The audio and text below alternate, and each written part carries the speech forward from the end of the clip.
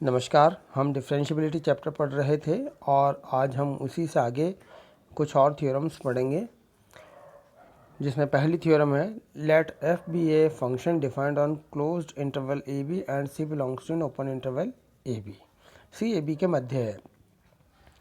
Late f be derivable at c such that f dash C is not equal to zero. F जो है अवकलनीय है सी बिंदु पर और एफ डैश सी जो है ज़ीरो के बराबर नहीं है। Then there exist delta is greater than zero such that, first जो पार्ट है वो है कि यदि एफ डैश सी जो है वो ज़ीरो से बड़ा है, means if f dash C is greater than zero then f x is less than F C for all x belongs to c minus delta c comma c. अगर f x F c से छोटा है तो क्या है, x के प्रत्येक जो है सी माइनस डेल्टा से सी के बीच के मानों के लिए। And F x is greater than F C for all x belongs to C C plus delta. इसका मतलब एफ इज, क्योंकि अगर एक्स का मान देखिए सी से कम है तो एफ एक्स का मान भी सी से कम है, एक्स का मान यहाँ सी से ज़्यादा है तो एफ एक्स का मान भी सी एफ सी से ज़्यादा है। इसका मतलब एफ इज इंक्रीजिंग एट सी।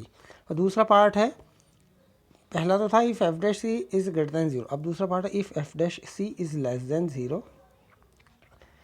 तो f x is greater than F C for all x belongs to c minus delta c and F x is less than F C for all x belongs to C C plus delta. ये हमें जो है prove करना है। मतलब x जो है क्या है, डिक्रीजिंग है। यहाँ पर x का मान जैसे c से कम है तो fx का मान एफ सी से बड़ा है। यहाँ x का मान c से ज़्यादा है तो fx का मान एफ सी से कम है। तो ये हमें सिद्ध करना है। हम सिद्ध करते हैं, इसका प्रूफ देखते हैं।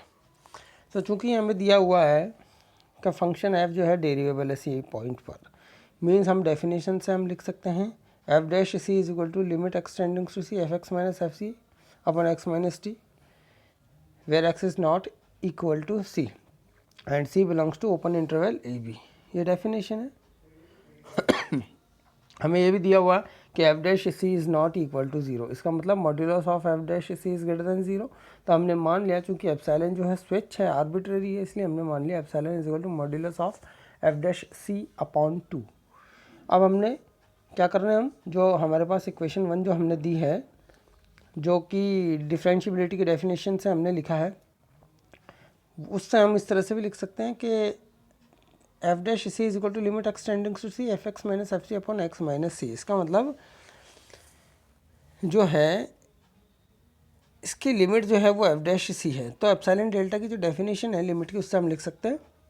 और ये कब है, when x is not x tendings to c. इसका मतलब modulus of x minus C is greater than zero less than delta and modulus of f x minus F c upon x minus c minus f dash C is less than epsilon. हमने पहले epsilon delta की definition पढ़ी थी limit की, तो उसी के according हमने यहाँ इसको लिख दिया एक का यूज़ करते हुए, क्योंकि वहाँ से उसकी जो लिमिट है वो एफ डैश सी है एक्स टेंडिंग्स टू सी पर, इसलिए उसको हम इस तरह से भी लिख सकते हैं। अब इसको हम दूसरी तरह से कैसे लिख सकते हैं यहाँ पर कि F dash c minus epsilon is less than f x minus F c upon x minus c, और ये जो है वो किससे छोटा होगा, f dash c plus epsilon. ये हम पूर्व में पढ़ चुके हैं इस तरह की इनइक्वालिटी। अब पहला केस हम ले रहे हैं कि जो हमें सिद्ध करना है, पहला केस क्या है, f dash C is greater than zero. तो यहाँ से जो हमने एप्सिलॉन को माना था, epsilon is equal to half modulus of F dash c, तो यहाँ से ये पॉजिटिव होगा, इसलिए क्या आ जाएगी इसकी वैल्यू एफ डैश सी अपॉन टू। अब हम इसमें रखते हैं जो हमने लिमिट की डेफिनेशन का अकॉर्डिंग लिखा था, modulus of x minus C upon modulus of x minus C is greater than zero and less than delta, which implies, यहाँ हमने पुट कर दिया यहाँ पर। तो क्या आ जाएगा, ये जैसे यहाँ एप्सिलॉन की वैल्यू पुट की तो half f dash C is less than f x minus F c upon x minus c is less than 3/2 f dash सी।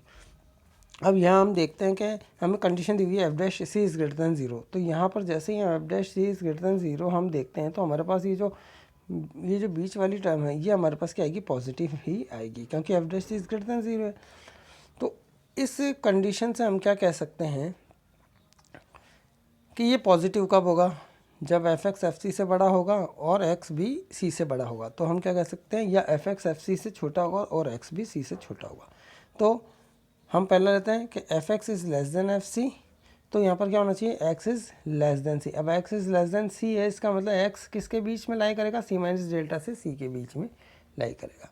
इसी तरह से अगर एफ एक्स एफ सी से बड़ा होगा तो एक्स भी सी से बड़ा होगा। एक्स सी से बड़ा होने की कंडीशन हम किससे से लिख सकते हैं, इसका मतलब एक्स कहाँ लाई करेगा, सी सी प्लस डेल्टा के बीच में लाई करेगा।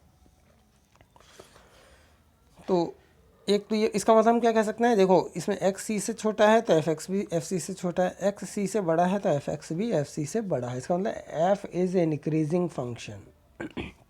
दूसरा, if f dash C is less than zero, तो हम वहीं से एप्सिलॉन की जो हमने वैल्यू मानी थी, epsilon is equal to f dash c modulus upon 2, इसे हम अगर लेस देन ज़ीरो लेते हैं एफ डैश सी को, तो ये हो जाएगा माइनस का हाफ एफ डैश सी। अब वापस हम उसी डेफिनेशन में जहाँ हमने लिमिट के अकॉर्डिंग एप्सिलॉन डेल्टा की डेफिनेशन के अकॉर्डिंग रखा था, तो यहाँ हम हो जाएगा modulus of x minus is greater than zero less than delta, और एप्सिलॉन की वैल्यू हम माइनस एफ डैश सी अपॉन 2 रखते हैं, तो यहाँ हमारे पास आती है f x minus F c upon f x minus F c upon x minus is greater than 3/2 f dash c and less than half f dash c. तो इसके अकॉर्डिंग जब कंडीशन दी हुई है f dash C is less than zero, तो यहाँ F dash सी जब less than zero होगा इसका मतलब ये जो टर्म है क्या होगी, नेगेटिव होगी। अब ये नेगेटिव कब हो सकती है, जब एफ एक्स तो एफ सी से बड़ा हो लेकिन एक्स सी से छोटा हो, या एफ एक्स एफ सी से छोटा हो और एक्स सी से बड़ा हो। तो दोनों केस हमने ये लिए हैं, एफ एक्स एफ सी से बड़ा है तो एक्स सी से छोटा होगा। अब एक्स सी से छोटा होने के लिए इसका मतलब क्या होगा, एक्स का किस में बिलोंग करेगा, सी माइनस डेल्टा से सी के बीच में। अब एफ एक्स एफ सी से छोटा है तो एक्स सी से बड़ा होगा। एक्स सी से बड़ा कब होगा, जब एक्स कहाँ लाई करेगा, सी सी प्लस डेल्टा के बीच में। इसका मतलब एफ इज़ डिक्रीजिंग एट सी, क्योंकि फंक्शनल वैल्यू बड़ी है और एक्स की वैल्यू जो है सी से छोटी है। यहाँ पर x f functional value f c से f x is less than F c है, तो एक्स सी से बड़ा है। तो ये हमारे पास थ्योरम का प्रूफ हो गया। अब हम इसकी कुछ कॉरोलरी देखते हैं जो कि आगे थ्योरम में काम आने वाली है। Let f be defined on closed interval a b, f dash a exist and non zero. F dash a क्या है, विद्यमान है और नॉन ज़ीरो है। Then there exist delta is greater than zero such that, अब देखिए उसी तरह से यहाँ दोनों पॉइंट्स की बात करेंगे। अब हम दोनों पॉइंट्स पर डेरिवेटिव की बात करेंगे किसी क्लोज्ड इंटरवल के। तो ए बिंदु पर देखते हैं, पहला पॉइंट है, कॉरोलरी है उसी तरह से f dash a is greater than zero, मतलब ए बिंदु पर जो डेरिवेटिव वो क्या है, पॉजिटिव है, धनात्मक है। Then x belongs to a plus delta, और उसमें क्या होगा, f x is greater than f a. इसका मतलब ए प्लस डेल्टा के बीच में जो है एफ एक्स एफ ए से बड़ा होगा जब हमारे पास एफ डैश ए धनात्मक हो, पॉजिटिव हो। इसका मतलब एफ इज इंक्रीजिंग। दूसरा है f dash is less than zero for all x belongs to a plus delta, तो उसमें क्या होगा, एफ एक्स एफ ए से छोटा होगा। अब यहाँ पर देखिए आप, एक्स ए से बड़ा है लेकिन एफ एक्स एफ ए से छोटा है, इसका मतलब एफ इज डिक्रीजिंग। तो ये उसकी एक उपप्रमेय है। इसी तरह से दूसरी कॉरोलरी, अब दूसरे पॉइंट बी के लिए बात करेंगे हम। Let f be defined on close interval a b, f dash b exist and b non zero, then there exist delta is greater than zero such that, उसी तरह से f dash b is greater than zero, then x belongs to b minus delta b, और उसमें क्या होगा, f x F B से छोटा होगा। यहाँ पर इस इंटरवल में एक्स बी से छोटा है और एफ एक्स भी एफ बी से छोटा है, इसलिए हम क्या कहेंगे, एफ इज इंक्रीजिंग फंक्शन। दूसरा है f f dash b is less than zero, then x belongs to b minus delta b में क्या होगा, एफ एक्स एफ बी से बड़ा होगा। कॉरोलरी है ये। तो इसमें देखिए एक्स बी से छोटा लेकिन एफ एक्स एफ बी से बड़ा है, तो ये क्या हो जाएगा हमारे पास, एफ इज डिक्रीजिंग फंक्शन। ये इसकी उपप्रमेय हमने पढ़ी है, जैसे कि हमने अभी मेन प्रमेय पढ़ी, तो ये उसकी उपप्रमेय है। दोनों पॉइंट्स के लिए, स्टार्टिंग पॉइंट और इंटरवल के स्टार्टिंग पॉइंट और एंड पॉइंट्स के जब उन पर डेरिवेटिव पॉजिटिव होते हैं या नेगेटिव होते हैं उनसे रिलेटेड ये थ्योरम है। अब हम एक थ्योरम और पढ़ते हैं, Darboux intermediate value theorem for derivatives. Important theorem है, if f is differentiable on closed interval a b and if k is a number between f dash a and f dash b, then there exists a number c belongs to an open interval a b such that f dash c is equal to k। क्या कहा है यहाँ पर, f क्या है, differentiable है closed interval में, और k कोई नंबर है जो कि f डैश ए और f डैश b के बीच में लाई करता है। तो हमारे पास c open interval a b में ऐसा एग्जिस्ट करेगा कि उस पर जो है derivative means f dash c जो है उस k के बराबर होगा। ये हमें सिद्ध करना है। तो हमने मान लिया दिए अनुसार कि एफ डैश ए और एफ डैश बी के बीच में के है, तो हमने ले लिया कि k is greater than f dash a and less than f dash b. एक नंबर इसको हमने दे दिया। अब हम एक या फंक्शन डिफाइन करने हैं जी क्लोज इंटरवल में। किस तरह से डिफाइन कर रहे हैं कि जी एक्स जो है वो एफ एक्स माइनस के एक्स के बराबर है। इस थ्योरम को सिद्ध करने के लिए हमें ये मानना होगा for all x belongs to in close interval a b. अब हमें दिया, क्योंकि एफ एक्स और हमें डिफरेंशिएबल दिया हुआ है एफ एक्स और ये अलजेब्रिक फंक्शन है के एक्स, तो ये दोनों क्या होंगे, डिफरेंशिएबल फंक्शन है। इसीलिए हमारे पास इन दोनों का डिफरेंस जो है एफ एक्स माइनस के एक्स जो कि जी एक्स के बराबर, वो भी डिफरेंशिएबल होगा। अब कोई फंक्शन डिफरेंशिएबल है तो कंटिन्यूस भी होता है, इसका मतलब जी अगर डिफरेंशिएबल है तो जी कंटिन्यूस फंक्शन भी होगा। अब according to the previous theorem जो हम पढ़ चुके हैं पहले कि कोई कंटिन्यूस फंक्शन है तो इसका मतलब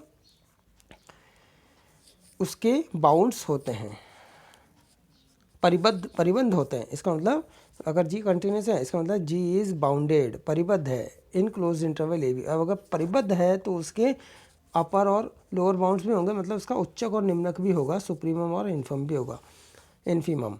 Then G is bounded in closed interval AB and it attains its supremum and infimum at least once in closed interval AB। ये हमने थ्योरम पढ़ी थी कि अगर कोई फंक्शन जो है बाउंडेड है तो वो उसके उस इंटरवल में कम से कम एक बार अपने उच्चक और निम्नक को ग्रहण करता है। ठीक है, तो अब हमने क्या किया, इस जी का डिफ्रेंशिएशन कर दिया, g dash x is equal to f dash x minus k. इस तरह से हो जाएगा ए बिंदु पर जी डैश ए किसके बराबर होगा, एफ डैश ए माइनस के, जो कि समीकरण नंबर 1 से लेस देन 0 के बराबर होगा। ठीक है, अब जी डैश ए क्या आ गया, लेस देन 0। अब हमने जो अभी कॉरोलरीज पढ़ी, मेन प्रमेय पढ़ी, उसका हम यूज़ करेंगे। अगर g dash a is less than 0 है तो हमारे पास क्या होगा, ए प्लस डेल्टा ऐसा इंटरवल होगा। देखिए यहाँ पर हमने अभी किया था g dash a is less than 0, तो देखिए यहाँ पर कॉरोलरी एक में फंक्शन कोई भी हो सकता है, जी डैश ए। यहाँ पर इसमें हम देखें सेकंड वाली में जी डैश इज़ लेस देन 0, तो हमारे पास इंटरवल क्या होगा, ए प्लस डेल्टा, जिसमें क्या होगा जी एक्स इज़ लेस देन जी ए होगा। एफ की जगह हम ले रहे हैं जी वहाँ, तो जी एक्स क्या होगा, लेस देन जी ए होगा। इसी तरह से यहाँ पर क्या हो जाएगा, जी डैश ए अगर लेस देन 0 है तो ए प्लस डेल्टा में इस इंटरवल में जी एक्स जी ए से छोटा होगा। सेकंड वाली का हमने कॉरोलरी, जो फर्स्ट कॉरोलरी का सेकंड पॉइंट है उसका हमने यूज़ कर लिया। अब देखिए क्या हुआ, इस इंटरवल में तो एक्स ए से बड़ा है लेकिन जी एक्स जो है वो जी ए से छोटा है। इसका मतलब क्या हो जाएगा, जी इज़ डिक्रीजिंग फंक्शन। अब जी डिक्रीजिंग फंक्शन है, इसका मतलब क्या हुआ, एक्स के बिंदु ए पर फलन जी का कोई मान है तो इस इंटरवल में धीरे धीरे डिक्रीजिंग, घटता जाएगा, यानी कि ए बिंदु पर तो जो है वो अपने न्यूनतम मान को प्राप्त नहीं करता है फंक्शन जी। ठीक है ना, तो इसका मतलब ये हम लिख सकते हैं कि g does not attains its least value at the point a. इसी तरह से हम जी डैश बी देखते हैं। जी डैश बी क्या है, वो समीकरण 1 से क्या हो जाएगा, एफ डैश बी माइनस के इज ग्रेटर देन 0। अब जी डैश बी ग्रेटर देन 0 है, लास्ट पॉइंट बी पॉइंट की बात कर रहा है, एंड पॉइंट की। तो इस केस में देखो क्या होगा, ये हमने पढ़ी थी यहाँ थ्योरम, ये बी की, अगर जी डैश बी पहला पॉइंट देखें, g dash b is greater than 0 then x किस इंटरवल में होगा, बी माइनस डेल्टा बी में, जहाँ पर f x is less than f b था। तो यहाँ पर क्या हो जाएगा, अगर जी डैश बी अगर यहाँ ग्रेटर देन 0 है तो b माइनस डेल्टा बी ऐसा इंटरवल होगा जिसमें g x is less than g b होगा। यानी कि इस इंटरवल में देखो b माइनस डेल्टा बी में x b से छोटा है और क्या जी एक्स जी बी से छोटा है, तो ये भी इंक्रीजिंग फंक्शन हो गया। इसका मतलब जी इज़ ए इंक्रीजिंग फंक्शन। अब इंक्रीजिंग फंक्शन है तो इसका मतलब इस इंटरवल के हर एक पॉइंट पर वैल्यू फंक्शन की बढ़ती जाएगी, यानी कि बी बिंदु पर भी जो है लीस्ट वैल्यू प्राप्त नहीं होती। G does not attain its least value at the point b. तो 2 और समीकरण 3 से जब ए और बी पर इसको लीस्ट वैल्यू प्राप्त नहीं होती है तो इसका मतलब इस इंटरवल में कोई मध्य बिंदु ऐसा होगा, means g attains its least value at any point c belongs to in open interval a b. तो हमने मान लिया कि जो इसका लीस्ट वैल्यू यानी कि इन्फीमम जो है, let infimum of g a in this interval is m. हमने मान लिया कि जी का जो निम्नक है इन्फीमम है वो एम है, और उसी बिंदु पर किसी पर हमें प्राप्त होता ही हमने माना है अभी। इसका मतलब g c is equal to small m, ये हमने मान लिया, ये इन्फीमम है। अब पहला केस हम देखते हैं, if g dash C is greater than 0। अगर g dash C is greater than 0 है तो हमने जो पहली थ्योरम पढ़ी है उसके अकॉर्डिंग हम यूज़ करेंगे कि g dash C is greater than 0, तो हमारे पास सी माइनस डेल्टा सी एक ऐसा इंटरवल होगा जहाँ पर कि जी एक्स जी सी से छोटा है। उस पहली वाली जो हमने थ्योरम की थी अभी उसको यूज़ करना है हमें यहाँ। तो इस लाइन से हम क्या कह सकते हैं कि जी x is less than g सी, और जी सी का मान एम है, यानी कि सी बिंदु पर फलन का मान मैक्सिमम है। तो फिर एम इन्फीमम नहीं हो सकता, which is contradiction to be infimum F of G. G के निम्नक होने का ये विरोधाभास हो गया यहाँ पर। दूसरा केस देखते हैं, if g dash C is less than 0 then there exist this interval c C plus delta where g x is less than g c is equal to m. ये भी हमने उसी पहली थ्योरम के यूज़ करते हुए हम लिख रहे हैं। तो इसमें भी क्या है, जी एक्स का मान जी सी से छोटा है, एम से छोटा है, यानी कि सी बिंदु पर फिर वापस से मैक्सिमम वैल्यू प्राप्त हो रही है हमारे पास फंक्शन की। तो इस केस में भी जो है विरोधाभास आ गया, which is contradiction to be infimum F of g in this interval close interval a b. तो इसका मतलब जब हमारे पास g dash is greater than 0 पर भी एम के उच्चक निम्नक होने का विरोधाभास आता है, एम के निम्नक होने पर भी वो लेस देन 0 होने पर भी निम्नक होने का विरोधाभास होता है। इसका मतलब g dash C is equal to 0 then f dash c, g dash c की यहाँ हम वैल्यू पुट करेंगे f dash c minus k, जो कि 0 के बराबर होगी। तो यहाँ से क्या हो जाएगा, f dash C is equal to k, जो कि हमारे पास यहाँ थ्योरम प्रूव हो जाती है। तो आज के लिए इतना ही, अगले भाग के लिए हम अगली कक्षा में पढ़ेंगे। धन्यवाद।